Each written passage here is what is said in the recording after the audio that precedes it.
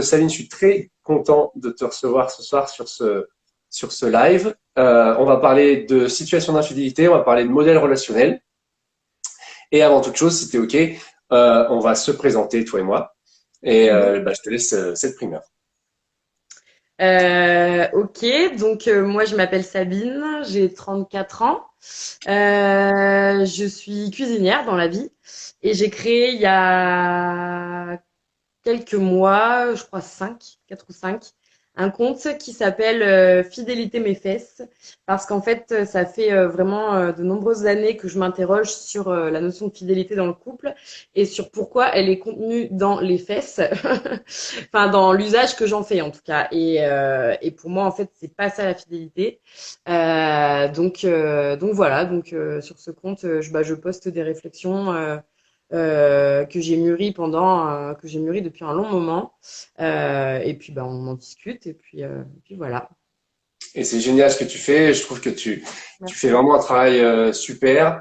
Les slides sont toujours pertinentes. J'aime vraiment. Tu fais Merci. un peu ce que j'aurais aimé faire, mais tu le fais avec beaucoup plus de douceur et d'impact. Moi, je suis dans un autre domaine. Je m'appelle Vincent Leandra. Je suis professeur EPS à mi-temps et je suis formé au coaching en neurosciences et je m'intéresse aux situations d'infidélité. Je travaille et j'œuvre pour améliorer les situations d'infidélité pour trois domaines. La personne qui quatre domaines, on va dire, la personne qui trompe et qui reste dans le secret, donc qui trompe dans un couple exclusif et monogame. J'accompagne également la personne qui trompe lors de la crise de la découverte, où là, les regards se confrontent. J'accompagne la personne trompée aussi, et la personne amant et amante, qui finalement constitue la troisième personne de ce triangle des situations d'infidélité. Pour l'historique, j'ai moi-même connu deux grands couples exclusifs et monogames, donc avec de la fidélité implicite, on va dire, et aussi explicite, puisqu'on en parlait clairement. Et j'ai connu des situations d'infidélité qui ont qui m'ont impacté, qui ont impacté mon couple et qui ont amené beaucoup de questionnements, à faire aussi des expériences, etc. Aujourd'hui, je vis du coup avec mon fils en garde alternée et je crée différents modèles relationnels avec les gens avec qui je, je décide de relationner. Voilà. Est-ce que c'est OK pour tout le monde? Merci. Oui, my MTU. Hello. Évidemment, n'hésitez pas à poser vos questions si vous en avez sur ce live. On va essayer d'y répondre dans un deuxième temps. Euh, on va découper ce live en plusieurs morceaux. Premier morceau, on va faire un petit constat de ce qui se passe aujourd'hui dans la société et dans nos couples et pourquoi ça coince en termes de fidélité.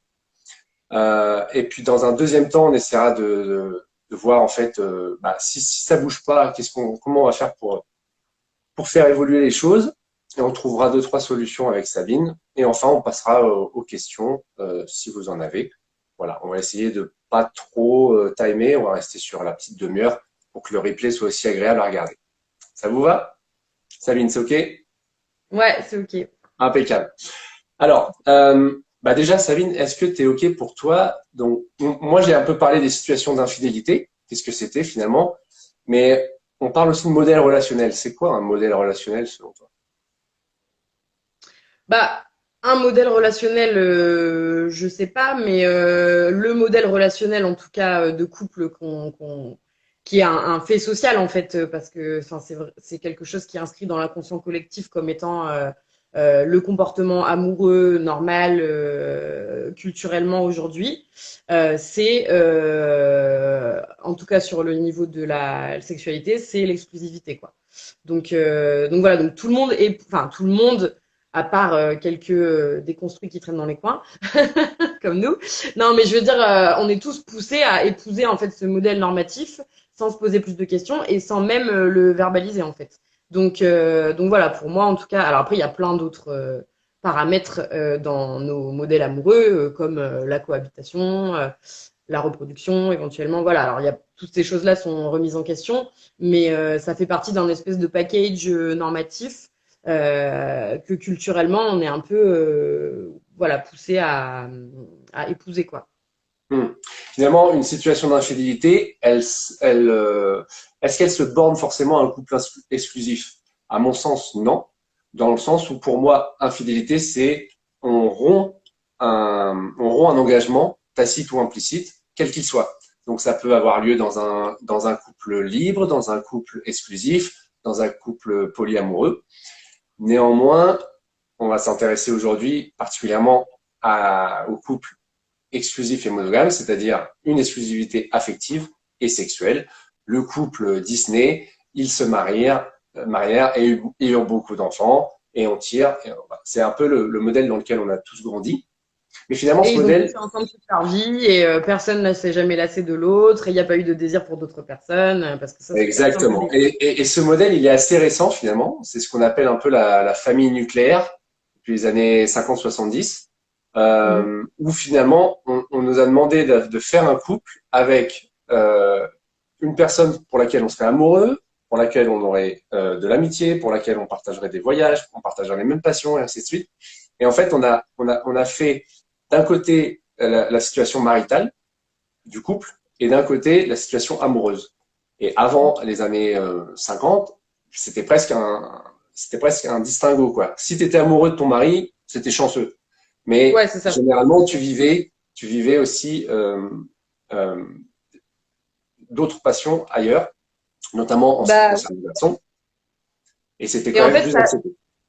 du coup, ça renforce vachement le côté moralisateur qu'on peut avoir aujourd'hui sur ça, parce qu'en fait, pendant longtemps, bon, c'était moins toléré pour les femmes, mais pour les hommes, les infidélités étaient beaucoup plus tolérées parce que bah, on estimait que comme on s'était pas marié par amour, mais par obligation et arrangement, c'était plutôt toléré d'aller voir ailleurs. Sauf qu'aujourd'hui, on est censé se marier par amour et on est censé se séparer quand on n'est plus amoureux, c'est-à-dire quand on aime quelqu'un d'autre, ce qui est faux aussi. Ça, c'est aussi quelque chose à déconstruire parce que, beaucoup de gens peuvent aimer plusieurs personnes. Donc du coup, on est plus libre quelque part. Ça se discute parce que matériellement, bon bah voilà, c'est pas une séparation, c'est pas un processus comme ça. Oui, je me sépare demain. Enfin bon, c'est un processus matériel, donc on est peut-être libre théoriquement sur le plan pratique et économique notamment et matériel et financier, ça se discute. Mais du coup, ça renforce. Enfin, comme en théorie, on se voit en tout cas comme des individus dans des modèles amoureux plus libres, ça renforce le côté, bah, c'est vraiment pas bien de faire ça parce que, enfin, au pire, Hmm. on peut toujours se séparer, quoi. C'est pas comme quand on était marié à la vie et à la mort et que le divorce n'existait pas. Du coup, le constat aujourd'hui, c'est on se maintient dans un modèle, couple exclusif monogame, et un jour ou l'autre, la vie nous amène une situation où on a du désir pour une autre personne.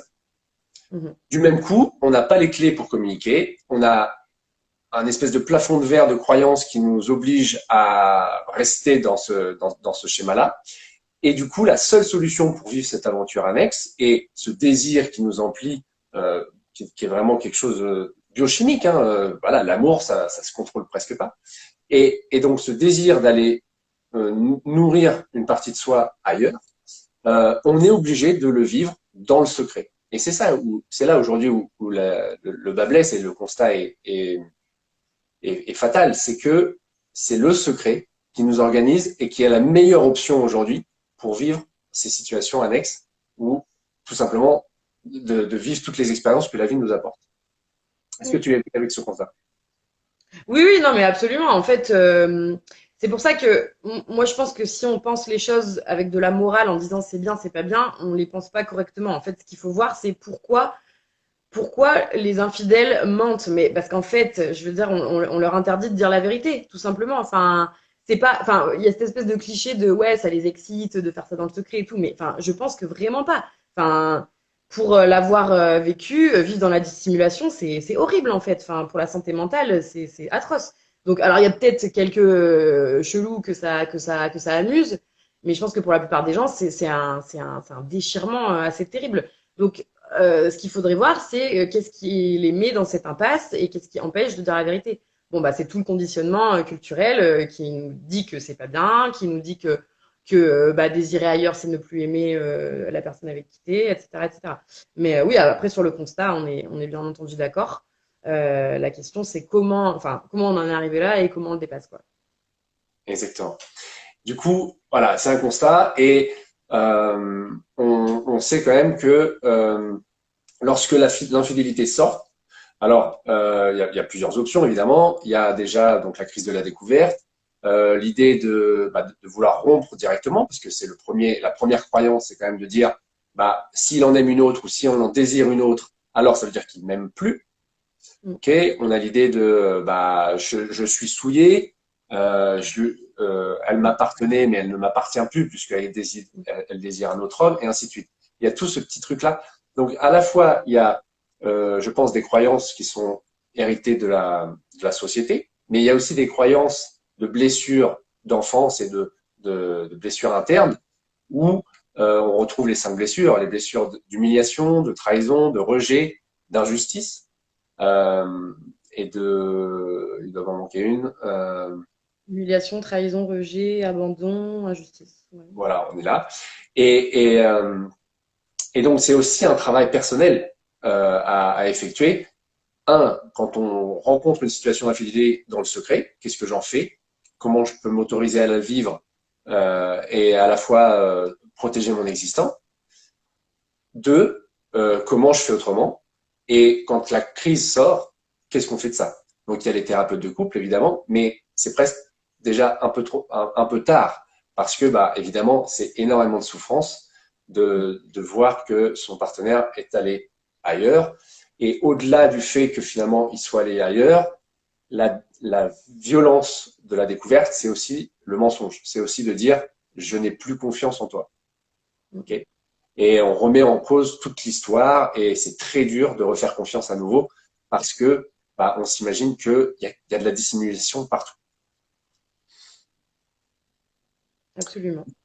Ok. Et du coup, selon toi, si on bouge pas, qu'est-ce qui va se passer? Le couple, on va pas pouvoir évoluer. On arrive finalement à une impasse parce que là aujourd'hui, il a jamais été aussi facile de connecter avec des personnes. On a nos Bah, en fait, applications personnelles, on a les réseaux, le travail, on a on change souvent de métier au cours de sa vie. Enfin, on n'a plus du tout des vies finalement très stables, quoi. On a des gens qui passent 40 ans dans la même boîte avec les mêmes collègues. Bon, il y en a de moins en moins. Euh, Tu m'entends? Ouais, ouais, je suis en train de lire les commentaires, mais je suis carrément avec toi. Vas-y. Et ouais, effectivement, on rencontre des gens en ligne, on rencontre, enfin, en fait, moi, je pense que plus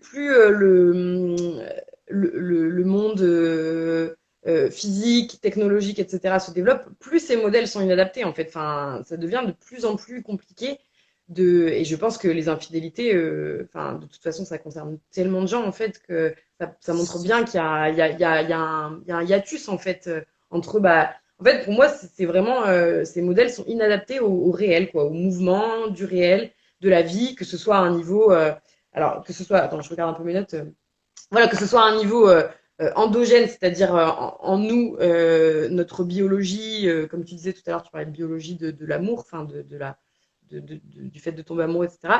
Et aussi exogène, c'est-à-dire tout ce qui nous arrive dans notre vie, quoi. Enfin, les rencontres, euh, voilà, les phases que tu traverses où tu as besoin d'autre chose. Et voilà. Donc, Là, on est en train de dire finalement le couple exclusif tel qu'il est aujourd'hui, un petit peu sclérosé par ses croyances et l'idée que bah, c'est une espèce de soupape que si on s'autorise un petit chemin de traverse, il explose.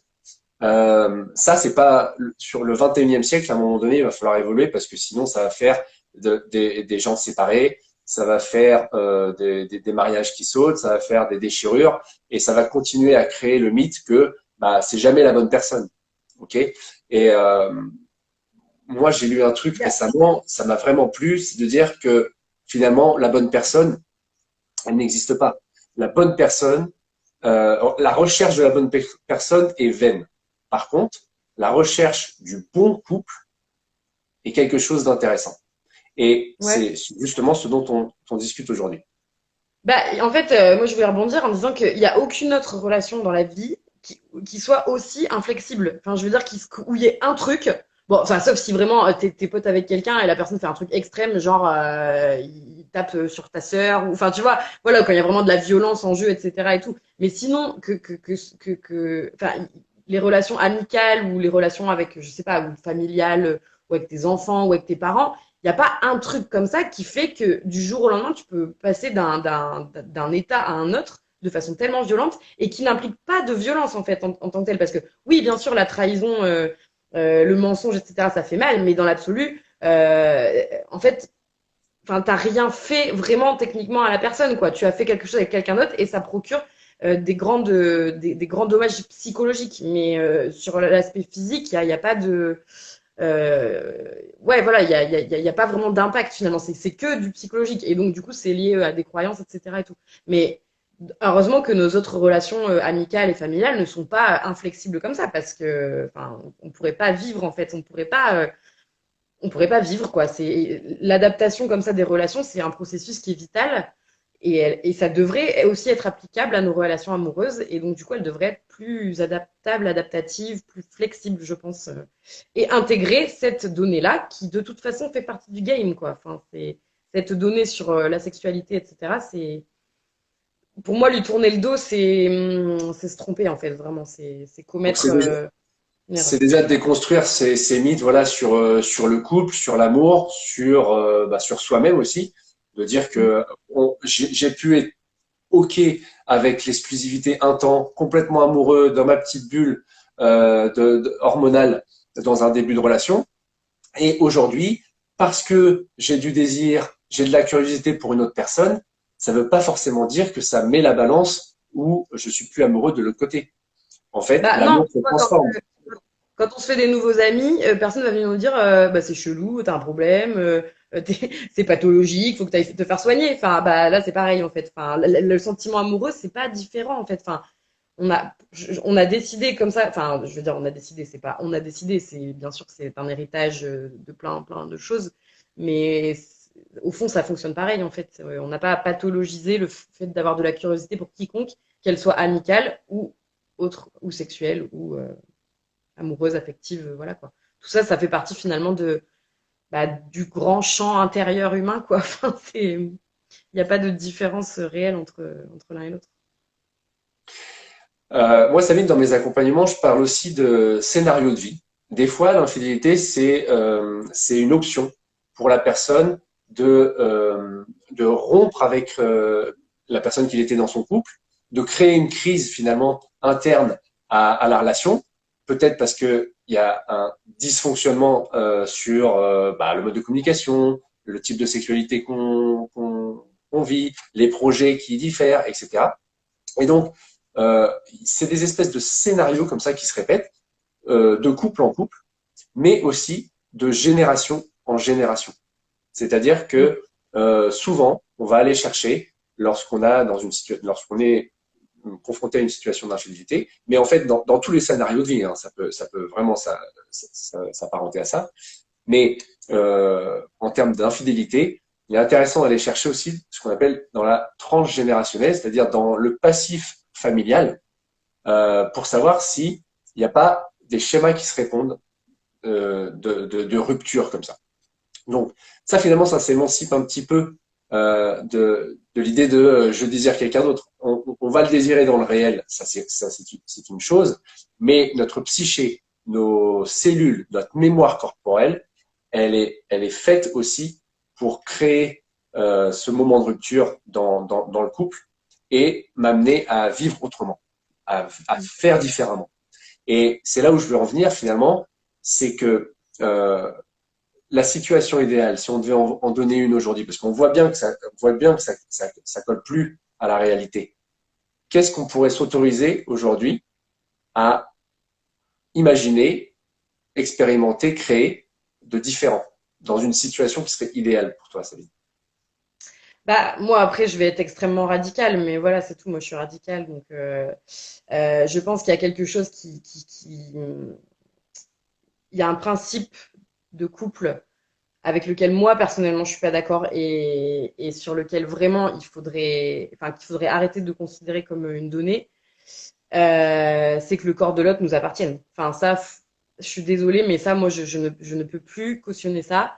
Pour moi, il faut partir. Si on veut avoir des bases saines, un dialogue sain avec quelqu'un, il faut considérer que à la base, tu es souverain sur ton corps, il t'appartient, et je peux avoir un avis sur ce que tu vas en faire, mais in fine, ce sera quand même à toi de décider. Comme l'avortement pour une femme. Enfin, moi, je fais ce parallèle, je le trouve assez pertinent. Dans un couple, on peut ne pas être d'accord sur le fait d'avorter ou de garder un enfant. In fine, la décision, pour moi, revient quand même à la femme parce qu'au final, c'est quand même son corps qui est c'est son corps qui est le plus engagé dans ce processus.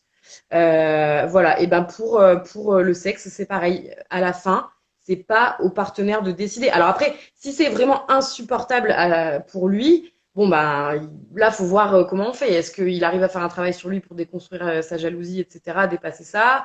Et si vraiment c'est impossible et qu'il doit s'en aller, bon ben mais voilà, mais comme un avortement peut casser un couple parce que le papa ne supporte pas que sa femme n'ait pas gardé l'enfant et bon voilà, ça c'est des situations qui sont tristes, mais qui arrivent, mais disons qu'on les traite pas avec de la morale, quoi. On dit pas, c'est pas bien, t'aurais pas dû faire ça, t'aurais dû faire comme lui, il aurait voulu que tu fasses. Or, dans le couple, on considère que c'est au partenaire de décider ce que tu vas faire ou pas de ton corps, quoi. Si tu dis, j'aimerais bien ouvrir la relation parce que j'aimerais bien explorer, si le partenaire dit non, on considère que c'est lui qui a le dernier mot. Et ça, moi, radicalement, je pense qu'il faut revenir dessus, quoi. Et Et, à partir de là, si on part de cette base, je pense que là, on ouvre totalement autre chose. C'est-à-dire que c'est là qu'on ouvre un dialogue vraiment respectueux parce qu'on reconnaît à l'autre sa souveraineté et son autonomie. Et du coup, en fait, on ouvre les choses au lieu de les fermer parce que il y a beaucoup de gens qui disent oui, il faut communiquer, hein, mais si on part sur des bases fermées, la communication, elle va tourner en rond en fait. Donc voilà, donc, pour moi, c'est le truc à déconstruire. Après, tout le monde m'en met plein la gueule quand je dis ça, hein, mais, je mais rebondis c'est tout. parce qu'il Moi, y là, a, il y a aux enfants qui nous dit que finalement, là, toi, tu parles du corps et finalement de la possessivité et du lien que j'entretiens avec le corps à l'autre et finalement que je le sclérose, je le maintiens enfermé dans, dans le fait qu'ils m'appartiennent. Et elle va plus loin, elle dit finalement, c'est aussi l'idée de lui ôter une partie de la liberté parce que au-delà de son corps, on invalide l'idée qu'il puisse avoir du désir pour quelqu'un d'autre. Et donc, on invalide une partie de sa personnalité qui est une partie des expériences de vie qu'il a envie de consommer, d'exploiter, d'explorer. Et donc, euh, et voilà, cette espèce, voilà, égoïsme, mais socialement normal. Oui, ouais, ouais. c'est totalement Ouais, normal, c'est mais ça, c'est pas exactement. normal en fait. Voilà, c'est socialement accepté comme normal de dire, bah Mm. écoute, en fait, voilà. Euh, Après, faut faire le distinguo entre qu'est-ce qui est socialement considéré normal, c'est-à-dire il m'a menti et je devrais plus lui faire confiance. Donc dans ce cas-là, pour lui faire confiance à nouveau, j'ai besoin de me mettre en sécurité, ce qui est complètement autre chose que de dire il en désire une autre, je le maintiens au chaud parce que c'est le mien, il m'appartient. Tu vois? Absolument. Et ce distinguo-là, il est soit, il est propre à chacun évidemment, mais Mm. il est à faire dans un travail d'accompagnement parce que il est obligatoire. Sinon, on ne s'en sort pas. De toute façon, Oui, et en l'autre, fait, si on lui interdit quelque chose, il va finir par redevenir infidèle ou retrouver une situation qui l'autorise à arrêter d'être infantilisé en disant bah tu ne fais pas ça parce que il va essayer oui, oui. En fait, de tout tenter c'est pour voir les choses enfin, c'est essayer de penser les choses positivement plutôt que négativement, tout simplement. C'est de dire, voilà ce dont j'ai besoin, pas voilà ce que je t'interdis. Enfin, c'est-à-dire, enfin, moi, par exemple, dans mon couple, j'ai besoin que mon mec passe pas ses soirées sur Tinder, tu vois, parce que j'aime bien quand on est ensemble, qu'on profite l'un de l'autre. Après, quand il est dans son espace, enfin, tu vois, enfin, les bases qu'on doit poser, elles doivent pas être pour limiter l'autre. Elles doivent être, comme tu dis, pour se rassurer soi et donc, du coup, faut être concret et faut être dans voilà ce dont moi j'ai besoin, mais pas dans l'interdiction. Enfin, je sais pas si j'ai du mal je sais pas si c'est très clair, mais euh, alors exactement, pour moi, on peut dire je veux être exclusif avec toi, mais pas que tu sois exclusif avec moi. Ouais, Voilà, ouais, ouais, tout à bah ouais, fait. tout à fait. On Ça, peut poser son propre besoin. Donc, voilà, exactement. On peut poser son besoin sans forcément imposer qu'il soit le même pour son partenaire. Donc voilà. finalement, il y a un grand mot depuis tout à l'heure quand on a parlé de situation idéale, comment on pourrait faire finalement changer en fait cet aspect-là des relations, c'est s'adapter. Finalement, à un moment donné, pour moi, c'est la clé. C'est un des mots que tu avais mis dans une de tes publications et c'est aussi ça qui a déclenché ce live. C'est l'idée d'adaptation. C'est-à-dire qu'à un moment Mm. donné, on est dans un système qui nous paraissait équilibré et parce que je vais chercher du désir ailleurs, parce que je me sens trompé, eh bien, je suis dans quelque chose de déséquilibré. D'accord? Je perds des repères, j'ai plus mon équilibre. Et Ouais. avoir cette flexibilité, moi, je viens du judo, donc dans le judo, on parle de le chêne et le roseau. C'est aussi La Fontaine. Il y a le chêne qui va continuer à accumuler le poids de la neige et qui va finir par briser. Et il y a le roseau qui est dans la flexibilité, dans la souplesse, qui accueille et qui revient à sa position initiale parce que justement, il a intégré ce déséquilibre pour retrouver d'autres repères et de nouveaux équilibres. Et donc, si on devait parler d'adaptation, est-ce que ça te paraît légitime, Mathilde? Non, mais oui, mais complètement. En fait, moi, ce qui me désole toujours un peu dans les situations d'infidélité qui sont mises à jour et après la crise, etc., c'est que, bon, pour moi, l'adaptation, c'est un processus évolutif. Donc, c'est-à-dire qu'il y a une situation initiale, élément perturbateur, adaptation, et on passe à autre chose. Et là, j'ai l'impression que dans plein de couples, c'est couple monogame, élément perturbateur, il y a tromperie, etc. Crise. Adaptation, ah bah non, on revient donc on passe par tout un processus horrible où il y a flagellation, je te pardonne, enfin bref, une crise, enfin abominable et puis à vivre, c'est terrible, etc. Mais derrière, il n'y a pas de changement. Donc en fait, enfin c'est dommage un peu parce que c'est une grande leçon de vie en fait de voir que bah peut-être ce qu'on a voulu comme modèle n'est pas juste et qu'il faut le remettre en question. Et c'est toujours un peu dommage de pas saisir les opportunités de la vie pour évoluer et pour s'adapter et de revenir en arrière. Et en fait, hélas, ben enfin en plus je ne pense même pas que ce soit possible. Enfin, j'ai pas envie de dire trompeur un jour, trompeur toujours, mais c'est pas ça l'idée. Mais je pense que effectivement, c'est pas parce qu'on passe, c'est pas parce qu'on c'est pas parce qu'on dit je regrette énormément de t'avoir fait autant de mal, je ne recommencerai jamais, qu'en fait on a changé son système intérieur et qu'on a changé sa biologie et qu'on a changé la biologie humaine en fait. Oui, Enfin, voilà. Je te c'est jure de nouveau remettre des nouvelles fidélité. croyances. Voilà. Je te jure de nouveau fidélité, mais sans avoir réfléchi à qu'est-ce qui s'est joué en moi, qu'est-ce qui se joue dans Et oui. notre couple, quel a été le dysfonctionnement relationnel entre nous. Et évidemment. Donc, en fait, on est presque tous d'accord, je pense, sur la théorie en disant, mais oui, mais ça serait super flex, ça serait super bien d'être flex et de dire, bah, un temps on a été exclusif, aujourd'hui j'ai du désir, je pose mes besoins, d'accord, j'accueille et ainsi de suite. Et il y a Mm. Polyamoureuse qui dit effectivement, à un moment donné, il y a aussi des défenses psychologiques qui arrivent derrière. Et c'est là où tout le travail que fait d'ailleurs Polyamoureuse d'accueil psycho-affectif, ici le coaching avec moi en neurosciences, il y a les travaux des thérapeutes et ainsi de suite, d'aller voir en fait dans la psyché personnelle où est-ce que ça joue, où est le point de blocage. Parce que oui, on a un plafond de verre qui vient de la société, mais on a aussi un plafond de verre interne avec nos blessures d'enfance, avec nos traumatismes personnels, et puis cette peur finalement de perdre l'autre ou de se sentir contraint. Ouais, bien sûr, ouais, c'est sûr, c'est sûr. Et donc c'est là où tout le travail de déconstruction dont tu parles, il est important et il passe par plusieurs phases. Il passe par déjà se renseigner, donc lire, ok, euh, créer un compte, essayer d'en parler au maximum, balbutier, changer des mots, les essayer différemment, expérimenter avec sa propre idée. Et c'est un peu ce qu'on essaie de faire, c'est-à-dire que toi, tu as ça et tu essaies de le diffuser et ça permet de créer des liens. Regarde, ce soir, on est 17, on était 18 tout de suite, tu vois. Il y aura beaucoup plus de personnes en live, en replay aussi. Ouais. Et en fait, c'est une espèce d'effet boule de neige, tu sais. Tu as l'impression que tu dis, comme Gandhi, sois le changement que tu veux voir dans le monde. Okay, si on est tous d'accord sur la théorie, bah, essayons de questionner ça dans notre quotidien, même si c'est évidemment très compliqué.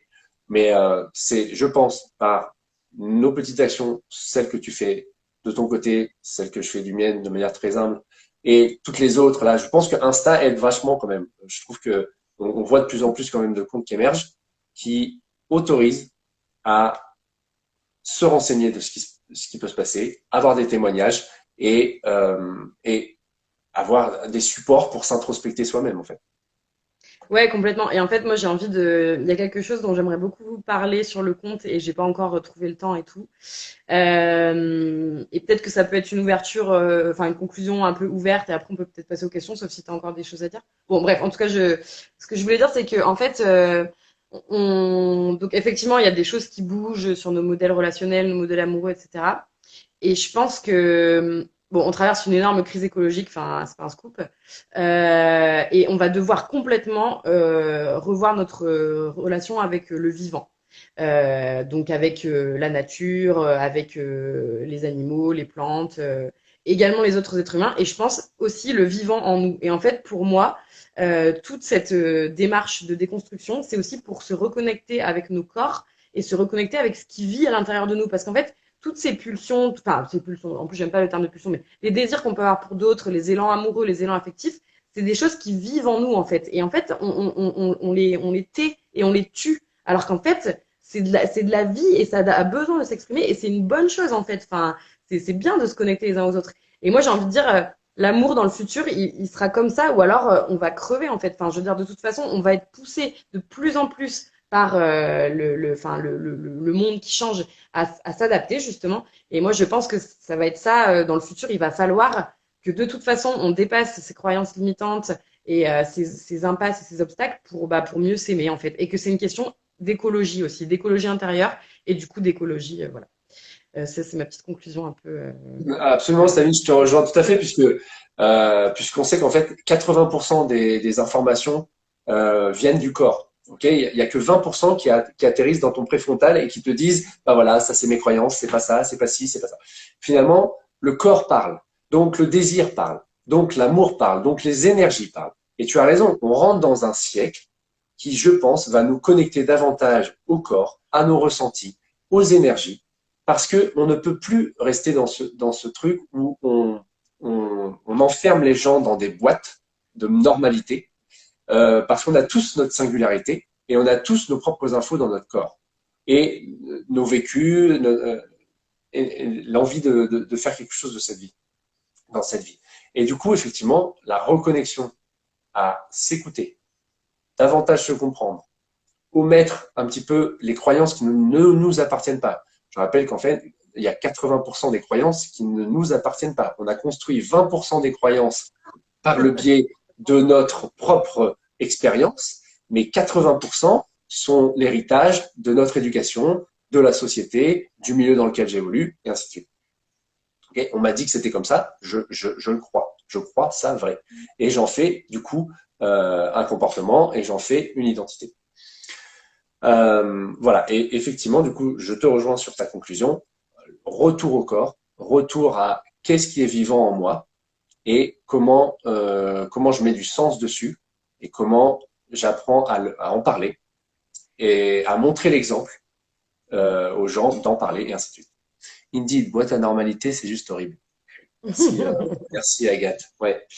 Mais oui, Euh, personne n'est normal en fait. Enfin, le normal, ça n'existe pas, donc c'est construit. Donc, voilà. Donc, petite nuance, du coup, s'adapter au modèle relationnel, ça veut dire s'autoriser à expérimenter, vivre et revenir à l'initial, peut-être avec beaucoup plus de conscience. C'est pas parce qu'à un moment donné, on va dire, OK, j'ouvre mon schéma exclusif que c'est l'orgie tous les dimanches.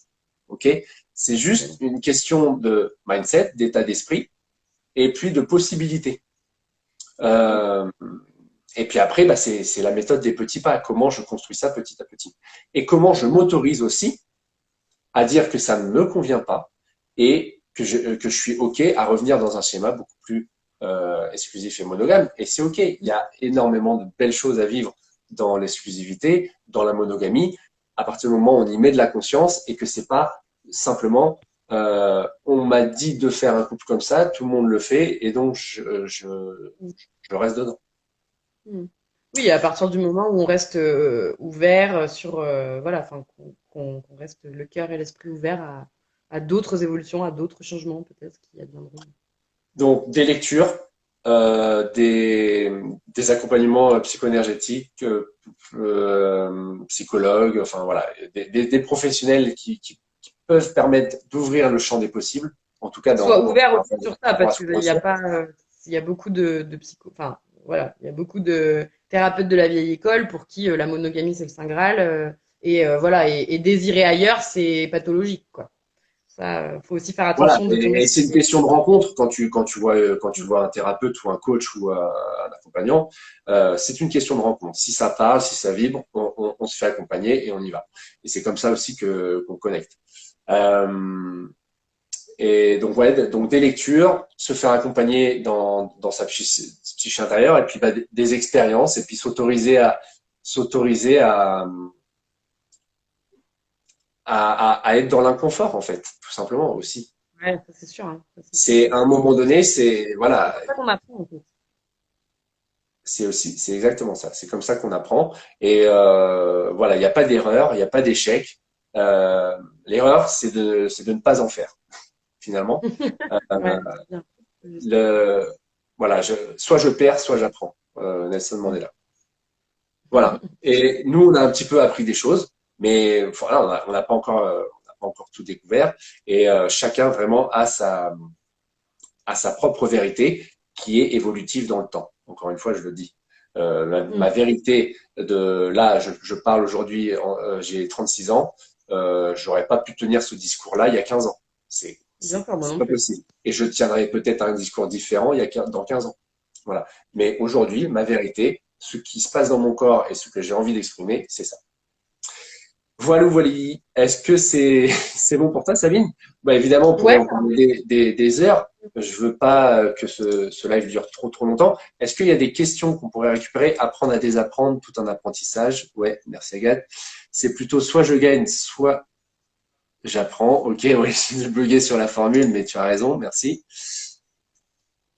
Euh, ouais, bon, ta question. Alors, c'est concret. Est-ce qu'il y aurait des questions sur lesquels ou des points que vous souhaiteriez sur lesquels vous souhaiteriez qu'on revienne, ou sinon on va se dire ciao et puis il y aura le replay pour ceux qui n'étaient pas là aujourd'hui. Et puis si ça vous plaît, bah, vous mettez un petit pouce, un cœur, un relais.